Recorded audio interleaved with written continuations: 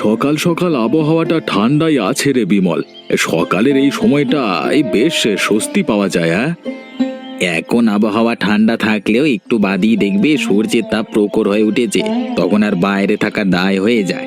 মাঠে কাজ করতে গেলে তো রোদের তাপে মাথা ঘুরে যায় আমার।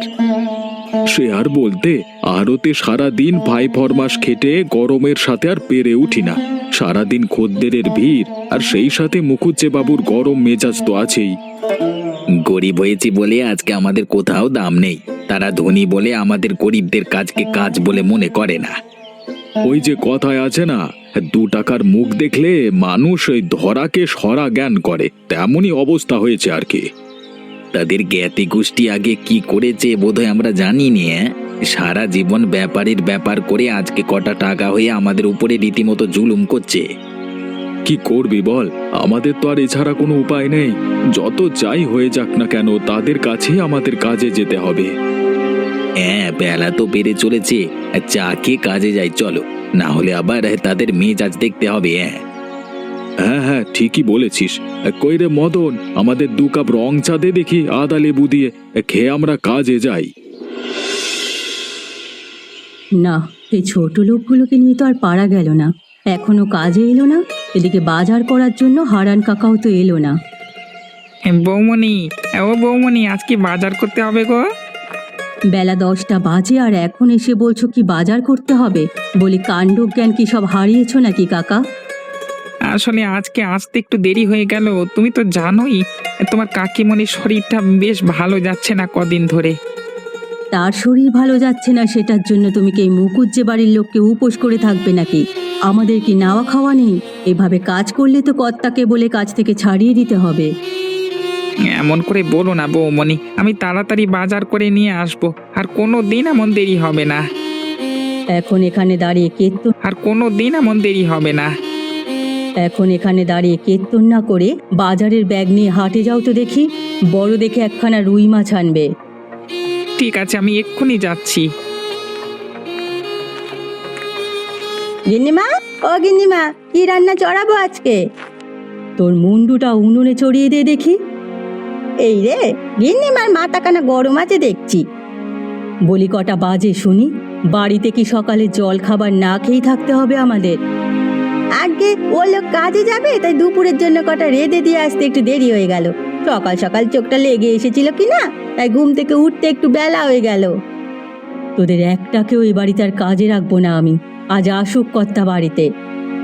তুমি শান্ত হও গিন্নিমা, আমি এই যাব আর এই রান্না শেষ করে ফেলবো। মাছ বাদে রান্না করবি কি করে শুনি? হারান কাকা তো কেবল হাটে গেল। তুই আগে গিয়ে বাসি থালা বাসনগুলো ধুয়ে ফেল। আর থালা বাসন ধোয়া হলে কাপড়গুলো ঘাট থেকে ধুয়ে আনবি। ধনী বাড়ির কাজ করতে গেলে আমাদেরকে আর মানুষ বলে মনে করে না। এত গাদা কাজ আমি কি একা পারি? অমন হা করে চেয়ে না থেকে কাজে লেগে পড় দেখি। আজ আর ভালো না লাগলে বাড়ি যা, কাল থেকে আর কাজে আসতে হবে না। যাচ্ছি যাচ্ছি। মেয়েটা সে কখন নদীর ঘাটে স্নান করতে গেছে, এখনো বাড়ি এলো না। এত করে বললাম যাস না, এ শোনে আমার কথা? এখন এভাবে ভাত নিয়ে আর কতক্ষণ বসে থাকা যায়? আর বসে থাকতে হবে না তোমার, আমি চলে এসেছি। এত দেরি হলো কেন তোর? আমি সেই কখন থেকে ভাত নিয়ে বসে আছি। আর বলো না আমার সে কথা, গয়া দিদার জন্য দেরি হয়ে গেল। নদী ঘাট থেকে স্নান সেরে ওঠার সময় পা পিছলে পড়লো, তাকে উঠিয়ে বাড়ি অবধি দিয়ে এলাম, তাই তো দেরি হয়ে গেল। ওমা, পিসি পড়ে গেল এভাবে? কতবার করে বলেছিলাম নদী ঘাটে স্নান করতে যেতে না। এখন এই বয়সে কিছু একটা হলে দেখবে কে? বই কিন্তু খুব শক্ত আছে, তার কিচ্ছু হবে না। ওই একটু দু শব্দও কয়নি মা। এখন খেয়ে নে দেখি।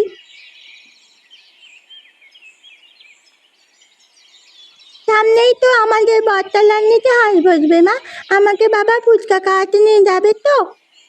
হ্যাঁ, নিয়ে যেতে বলবো খন। মুকুজ্জে মশাই এ মাসের মাইনেটা দিলে তোর বাবাকে বলে দেবো তোর জন্য 2 টাকা আলাদা করে রেখে দিতে।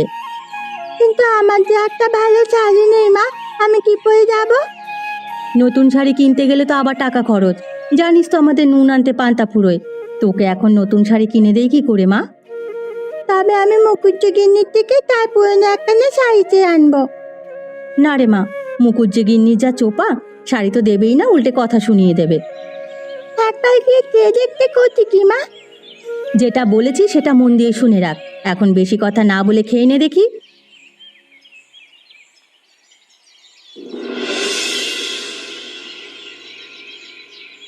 বেলা পড়ে এলো কিন্তু এখনো গরম কমলো না। বাবা, এই সময়েও কেমন রোদ্দুরের উত্তাপ।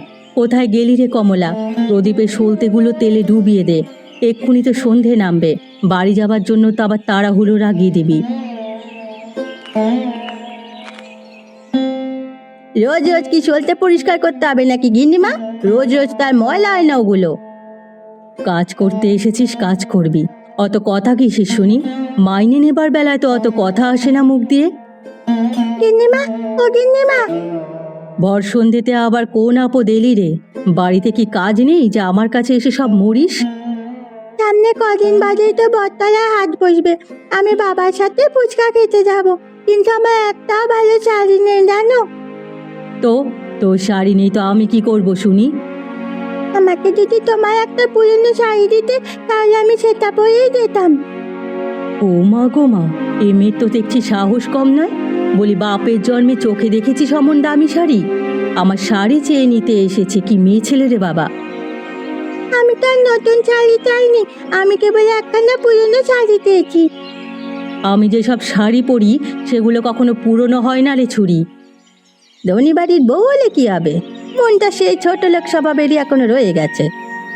তুই আবার কি বিড়বিড় করছিস শুনি? কই না তো, আমি আবার কি বলবো? তুই এখনো দাঁড়িয়ে আছিস এখানে? কোনো শাড়ি হবে না, যা ভাগ এখান থেকে। আমার থেকে শাড়ি চাইতে এসেছে। শখ কত!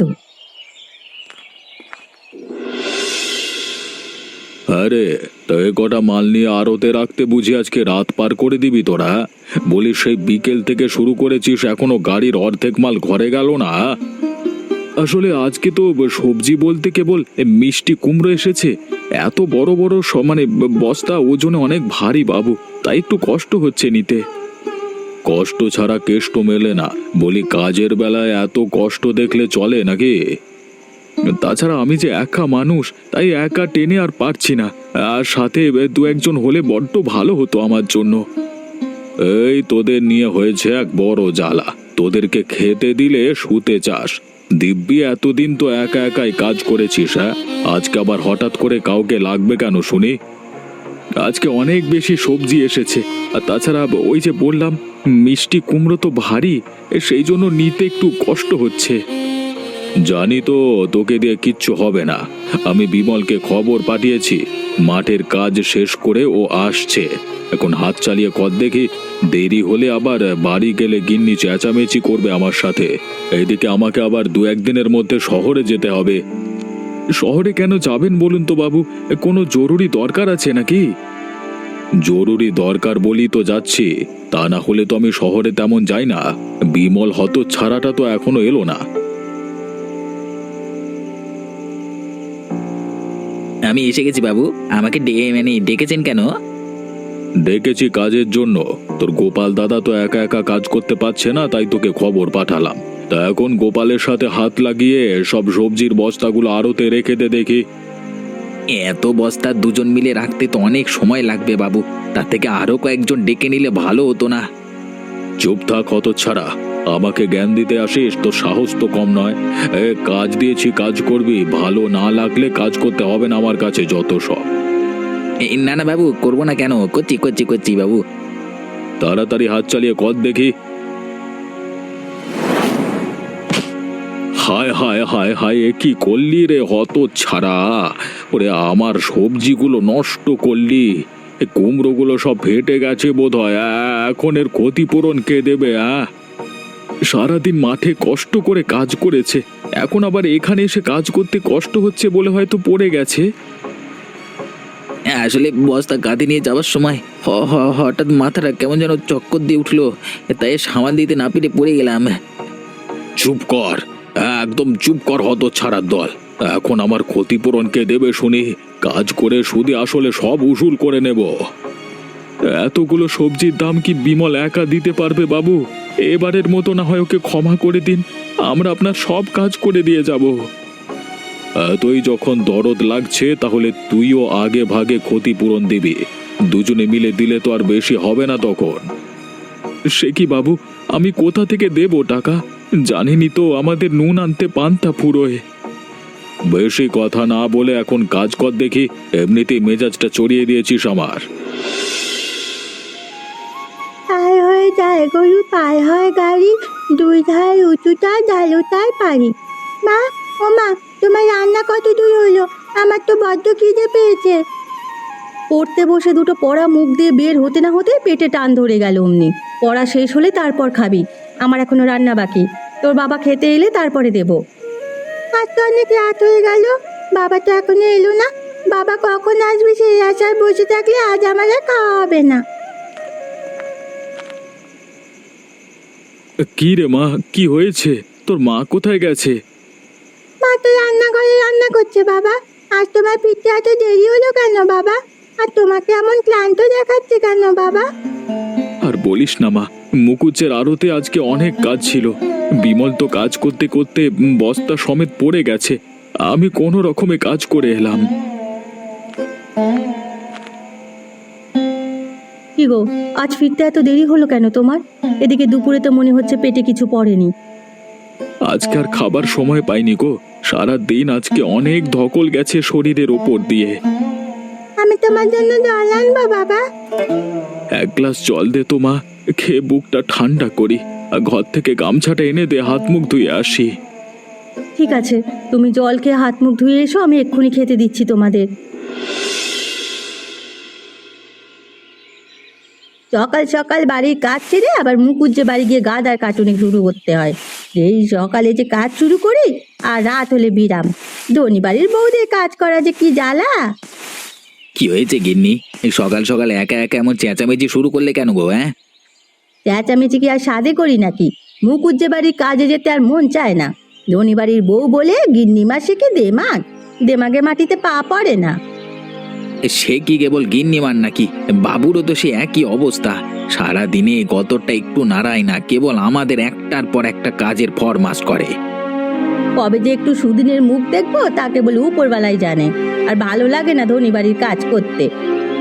শুধু কি তোমার ভালো লাগে না গিন্নি? আরে আমারও যে আর ভালো লাগে না। মাঠে সারা দিন কাজের পরে আবার আড়তে কাজে লাগায়। তার উপর এত খাটুনির পরেও আমাদের ঠিক মতো পারিশ্রমিক দেয় না। কি আর করবো বলো, সবই যে কপাল। বিধাতার লেখন কি কেউ আর কন্যাতে পারে? আমাদের মতো গরিব মানুষদের ওরা কখনোই দেখতে পারবে না। তা যা বলেছ গিন্নি, সে আমরা যতই যাই করি না কেন আমাদেরকে কেবল তাদের কাজেই ব্যবহার করবে। বিপদ এলে দেখবে সবাই মুখ ফিরিয়ে নিলেও এই গরিব লোকগুলোই কাজে আসবে। সেটা যদি তারা বুঝতো তাহলে কি আর আমাদের সাথে এমন করতো?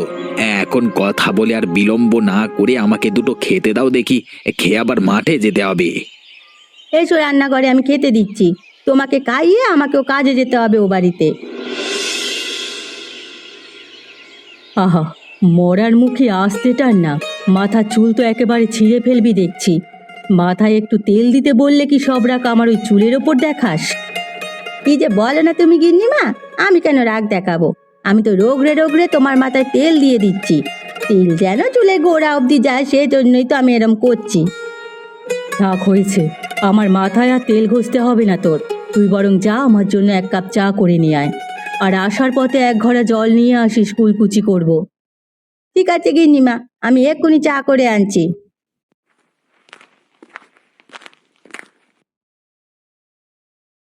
কি হয়েছে? কি হয়েছে তোমাদের কর্তার? আসলে দুপুরে তিনি বুকে ব্যথা করছিলেন। আমরা কতবার করে বললাম একবার হাসপাতাল থেকে ঘুরে আসতে, তিনি গেলেন না। পরে বিকেলে বুক ধরে বসে পড়লেন, সাথে আমরা তাকে হাসপাতালে নিয়ে গেছিলাম। ডাক্তার বলেছে এটা স্ট্রোকের লক্ষণ, তার শরীর সুস্থ হতে অনেক সময় লাগবে। অতিরিক্ত তেল চর্বিযুক্ত খাবার আর ব্যায়ামের অভাবে তার হৃৎপিণ্ড কাজ করা কমিয়ে দিয়েছে। হায় হায় হায় হায়, এখন আমার কি হবে গো? এই ব্যবসা মাঠঘাট এখন কে দেখবে সব? আমরা আছি তো গিন্নিমা, আপনি কোনো চিন্তা করবেন না। আমরা সব কিছু দেখে শুনে রাখবো। হ্যাঁ, তোদের হাতে দিয়ে আমার সব উচ্ছন্নে যাক আর কি। তোদের মতো গরিব লোক এই আশাতেই থাকে কিভাবে মালিকের সম্পদ গেলা যায়। চি চি চি চি, কি বলছেন কি আপনি গিন্নিমা? আমাদের ধনী বাড়ির ব্যাপার স্যাপার আমরা বুঝে নেব। তোরা এখন যা তো এখান থেকে।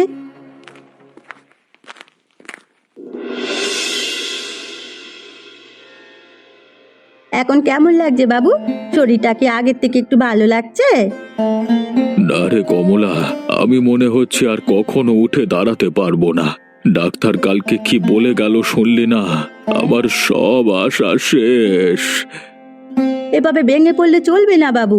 আপনি শক্ত না থাকলে গিন্নিমা কি করে শক্ত হবে বলুন তো? এ কদিনের ব্যবধানে আমাদের ব্যবসা, মাঠ ঘাট সব ধার দেনা বিক্রি করে এখন আমরা পথের ফকির। কেবল এই বাড়িটা ছাড়ার কিচ্ছুটি নেই আমাদের। আমার টাকাটা দুদিনের মধ্যে না দিলে না কেটে কেটে একবারে খতম করে দেবো। আর কটা দিন ধৈর্য ধরুন দাদা। আমার কর্তা একটু সুস্থ হলেই আমরা সব টাকা দিয়ে দেব।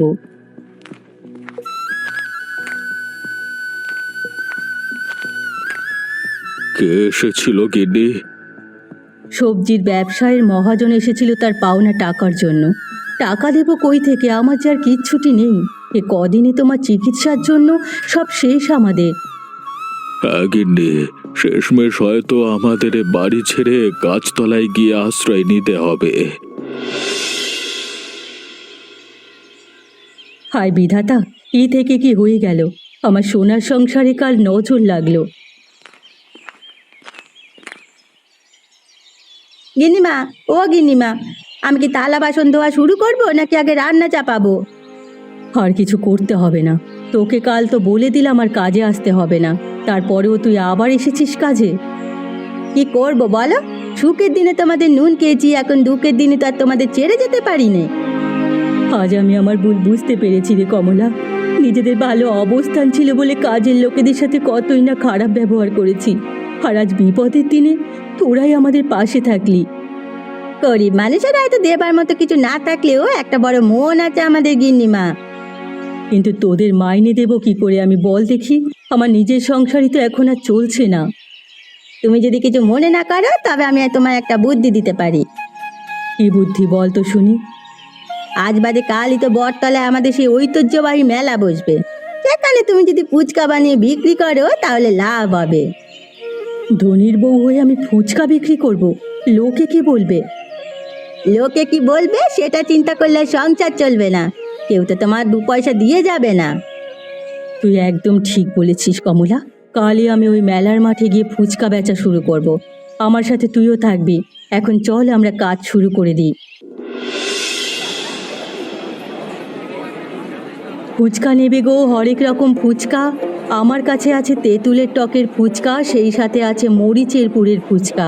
আর যদি দই ফুচকা খেতে চাও তবে আগে আগে চলে এসো।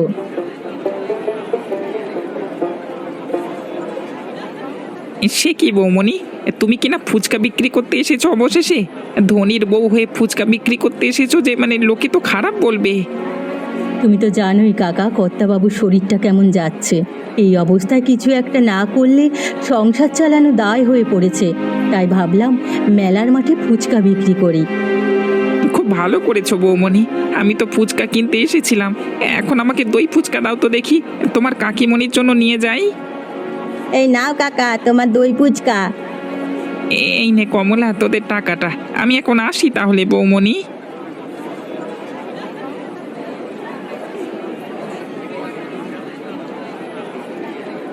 সে কি জেঠিমা, ধনির বউ হয়ে তুমি কিনা শেষে ফুচকা বিক্রি করতে এসেছো? হ্যাঁ রে মা, কাজ করার জন্য ধনী গরিবের প্রয়োজন হয় না। যার অর্থের অভাব আছে সে সৎ পথে কোনো না কিছু একটা করতেই পারে। যাক, অবশেষে তাহলে বুঝেছেন আমাদের সমাজে ধনী গরিব সবাই সমান। আসলে বিপদে না পড়লে কখনো পরিস্থিতি বোঝা যায় না। হ্যাঁ, আজ আমি বিপদে পড়েছি বলেই ছোট কাজ আমার কাছে ছোট কাজ মনে হয়নি। আসলে কাজ কখনো ছোট বড় হতে পারে না। ধনী গরিব যে কেউ সৎ পথেই যে কোনো কাজ করতে পারে। তাই তো ধনীর বউ হয়েও ফুচকা বিক্রি করতে এসেছি আজ। আপনারাও চলে আসুন ধনীর বউয়ের ফুচকা খেতে। আর এমন মজার মজার গল্প দেখতে আমাদের চ্যানেলকে সাবস্ক্রাইব করতে ভুলবেন না।